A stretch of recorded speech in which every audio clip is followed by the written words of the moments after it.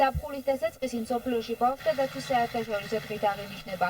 1 ივნის გორის ქუჩებში პატარების უჩვეულო სიმრავლე შეინიშნებოდა.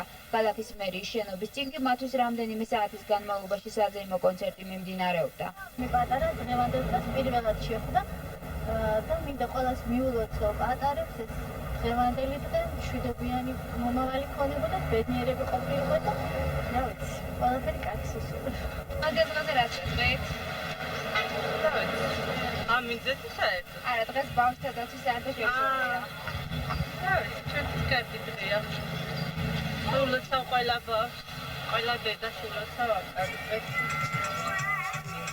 ქალაქის მერიის შენობის წინ ბავშვთა დაცვის საერთაშორისო დღისადმი მისგნეს საზეიმო კონცერტს მაწაწალა ბავშვებიც ესწრებოდნენ. თუმცა ისინი აქ გასართობად არ მოსულან და არც იმ დღეს გამართული კონცერტის მიზეზი უკითხავთ. ხალხმრავალ ადგილებში, განსაკუთრებით კი საზეიმო დღეებში მოწყალების სახით მათ ყოველთვის ნეტფლიქს აძლევენ. ტენჯი არ იყავით კონცერტზე? აი, რატო? ნებუშოა რა. მოსავლობ ხოია? ხოლო? და გაძლევენ მერე? ეს ბავშვები გორის ქუჩებში უკვე კარგი ხანია ტრიალებენ და მოწყალებით არსებობენ.